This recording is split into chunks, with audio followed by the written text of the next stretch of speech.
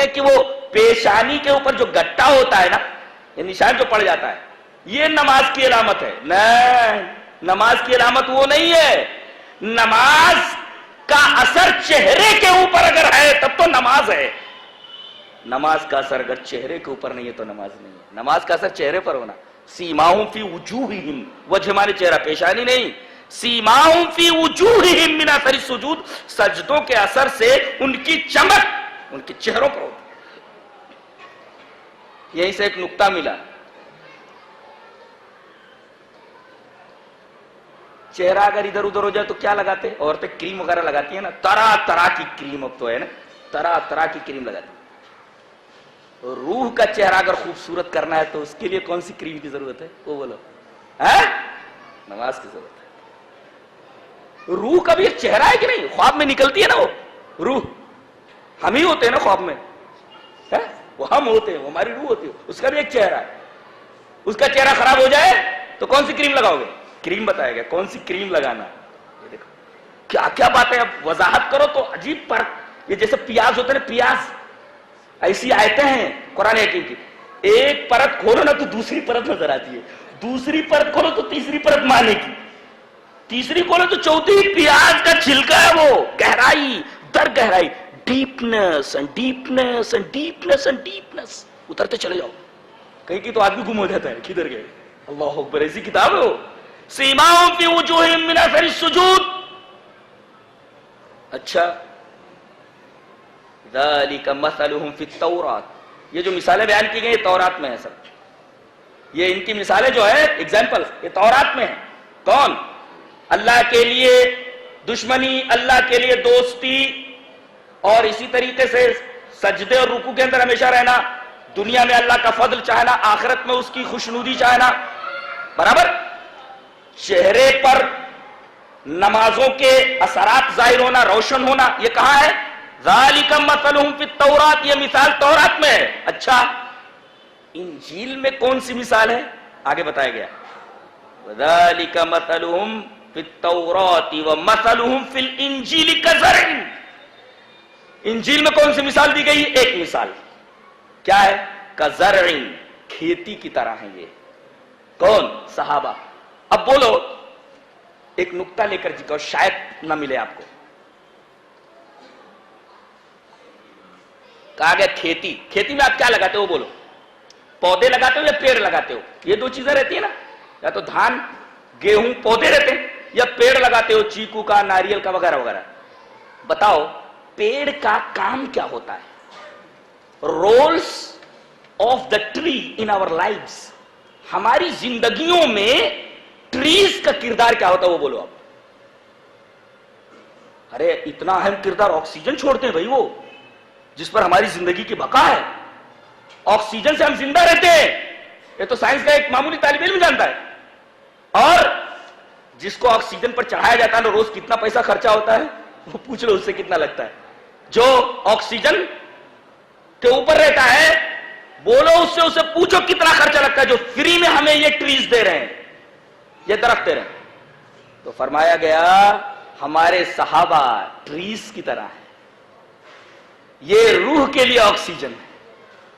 جیسے آکسیجن نہ ملے تو آدمی مر جائے گا، ایسے ہی یہ روح کے لیے آکسیجن ہے. اگر آکسیجن روح کو نہ ملے تو روح مر جائے گی. ہمارے صحابہ کھیتی کی طرح ہے. کھیتی میں پیداوار نہ ہو تو آدمی کھائے گا کیا؟ بدن بھی زندہ نہیں رہ سکتا، روح بھی زندہ نہیں رہ سکتی کھیتی کے بغیر. اس لیے کہ کھیتی میں جو لگا ہے گیہوں وغیرہ، اس سے بدن زندہ رہتا ہے. اور ٹریز جو آکسیجن چھوڑتے ہیں، اس سے آدمی کا اندروں زندہ رہتا ہے، دل زندہ رہتا ہے، ورنہ مر جائے گا. سانس نہیں ملے گی تو اس کو آکسیجن نہیں ملے گا. تو ہمارے صحابہ آکسیجن کی طرح ہے. یہ دنیا کو آکسیجن پہنچاتے ہیں. یہ کہنا وہ آتنکواد والے ہیں یا آتنکوادی کیسے ہو سکتا ہے؟ آتنکوادی جو ہو وہ مسلمان ہو ہی نہیں سکتا، اس لیے کہ وہ تو آکسیجن چھوڑتا ہے، کاربن ڈائی آکسائڈ نہیں. اور ہمیں کہا گیا ہے کہ صحابہ کی طرح تمہیں ایمان لانا ہے، تمہیں بھی ویسے ہی کھیتی بننا ہے. کیسے؟ فَإِنْ آمَنُوا بِهِ، کیا؟ فَإِنْ آمَنُوا بِمِثْلِ آمَنْتُمْ بِهِ فَقَدْ اهْتَدَوْا. اگر میرے رسول کے صحابہ کی طرح ایمان لائے ہو تب تو ہدایت ہے تمہارے پاس. آج کیا اعلان ہوتا ہے؟ فلاں امام کو مان لو ہدایت یاب ہو جاؤ گے، فلاں پیر کو مان لو ہدایت یاب ہو جاؤ گے۔ یہاں کیا کہا جا رہا ہے؟ صحابہ کو مان لو تو ایمان والے ہو جاؤ گے۔ یہ کوئی نہیں بولتا، یہ کوئی نہیں بول رہا ہو، عجیب و غریب بات ہے۔ امام کو مان لو تو ہدایت، یہ کہاں لکھا ہے؟ لیکن قرآن میں یہ لکھا ہے، قرآن میں یہ کہیں نہیں لکھا ہے فلاں امام کو مان لو تو ہدایت یاب ہو جاؤ گے۔ قرآن میں یہ لکھا ہے کہ میرے نبی کے صحابہ کی طرح ہی مان جاؤ تو ہدایت یاب ہو جاؤ گے۔ فَإِنْ آمَنُوا بِهِ فَإِنْ آمَنُوا بِمِثْلِ مَا آمَنْتُمْ بِهِ فَقَدْ اهْتَدَوْا، اگر وہ لوگ ایمان لائے جس طرح ہے میرے نبی کے صحابہ تم ایمان لائے ہو تو وہ ہدایت یاب ہو جائیں گے۔ گویا ہدایت اگر پانا ہے تو کہاں ملے گی ہدایت آپ کو؟ صحابہ کے طریقے پر ملے گی۔ اگر اس طرح تمہارا ایمان نہیں ہے، ان کے راستے پر تم نہیں چل رہے ہو تو تم ایمان والے نہیں ہو سکتے۔ اور صحابہ کیا تھے؟ کھیتی تھے، کھیتی کی طرح تھے کہ دنیا ان سے فائدہ حاصل کرتی ہے، کھیتی نہ ہو تو آدمی زندہ رہے۔ تم کھیتی کی طرح بنو اپنے ملک کے لیے، اپنے دیش کے لیے، اپنی سوسائٹی کے لیے۔ تم آتنکوادی کیسے ہو سکتے ہو؟ سوال ہی نہیں ہے۔ کاربن ڈائی آکسائڈ نہیں چھوڑتا مسلمان، چھوڑتا ہے، قرآن ایک ہی بولتا ہے آکسیجن دو، انسانیت کو آکسیجن دو، سوسائٹی کو آکسیجن دو، اپنے ملک کو آکسیجن دو، سماج کو آکسیجن دو، بغیر تفریق کے ہوئے کہ ہندو یا مسلمان، یہ نہیں دیکھنا ہے۔ آکسیجن دو، پہنچاؤ، فائدہ پہنچاؤ۔ جیسے کھیتی یہ نہیں دیکھتی کہ یہ ہندو یا مسلمان ہے، سب کو فائدہ پہنچائے۔ جیسے کھیتی بن جاؤ تم، ایسے تھے ہمارے رسول اللہ صلی اللہ علیہ وسلم کے صحابہ۔ یہ مثال انجیل میں ہے، وَذَلِكَ مَثَلُهُمْ فِي التَّوْرَاةِ وَمَثَلُهُمْ فِي الْإِنْجِيلِ كَزَرْعٍ، انجیل میں ان کی مثال کھیتی کی طرح ہے۔ اور ایک نکتہ اور بتاتا ہوں، لا الہ الا اللہ کلمہ آدمی پڑھتا ہے تو کدھر چلا جاتا ہے؟ اسلام میں آ جاتا ہے، دائرہ ایمان میں۔ اس کی مثال کیسی ہے؟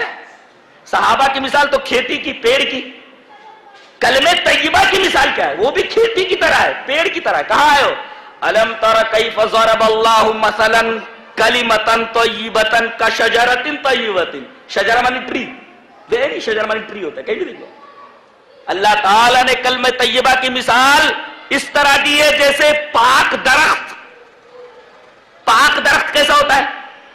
پاک درخت کا مطلب یہ نہیں ہوتا ہے کہ وضو بنائے رہتا ہے ہمیشہ، وہ یہ مطلب نہیں ہے اس کا، نہائے رہتا ہے، وہ مطلب نہیں ہے۔ پاک درخت کا مطلب یہ ہے کہ پھل دیتا ہو۔ یہ میں نے کہاں متعین کیا ہے؟ طیب کا، طیب کا مطلب پھلدار، پھلدار۔ کیسے؟ اللہ تعالیٰ نے جہاں سورہ سبا کے اندر شہر سبا کا بیان فرمایا ہے، وہاں دیکھیے کیسی بات کہی ہے۔ لَقَدْ كَانَ لِسَبَإٍ فِي مَسْكَنِهِمْ آيَةٌ جَنَّتَانِ عَنْ يَمِينٍ وَشِمَالٍ كُلُوا بَلْدَةٌ طَيِّبَةٌ وَرَبٌّ غَفُورٌ۔ یہ شہر کیسا تھا؟ طیب تھا، طیب شہر تھا۔ کیا مطلب؟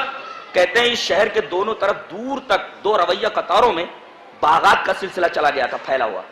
کہتے ہیں کہ کوئی عورت، کوئی آدمی اپنے سر پر ٹوکرا رکھ لیتا، اسے پھل توڑنے کی ضرورت نہیں چلتی، تھوڑی دور آگے تک چلا جاتا تو ٹوکرا بھر جاتا تھا۔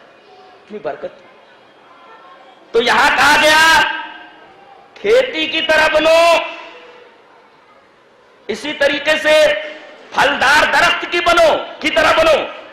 تم تو دنیا کو پھل دینے کے لیے آئے ہو، دنیا کو بگاڑنے کے لیے نہیں، دنیا کو بنانے کے لیے آئے ہو۔ تم دنیا کو بناؤ، یہ ذمہ داری تمہارے اوپر ہے۔ تخریب، بموں سے کھیلنا، بندوقوں سے کھیلنا، یہ تم سے نہیں کہا گیا ہے، تم کو کائنات میں آکسیجن پہنچانے کے لیے کہا گیا ہے، کھیتی بننے کے لیے کہا گیا ہے۔ تم کھیتی بن جاؤ، دنیا والے تمہارے اوپر جیئیں۔ کھیتی کے اوپر جیتا ہے، کھیتی نہ ہو آدمی زندہ نہیں رہ سکتا۔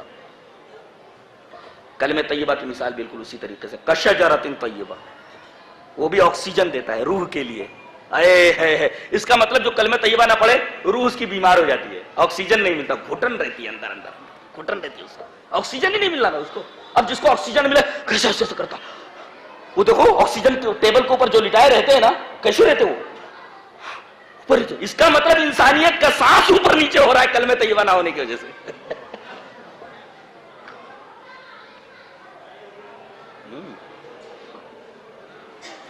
صحابہ کرام رضوان اللہ تعالی علیہم بڑی پیاری قوم تھی، بڑی پیاری جماعت تھی.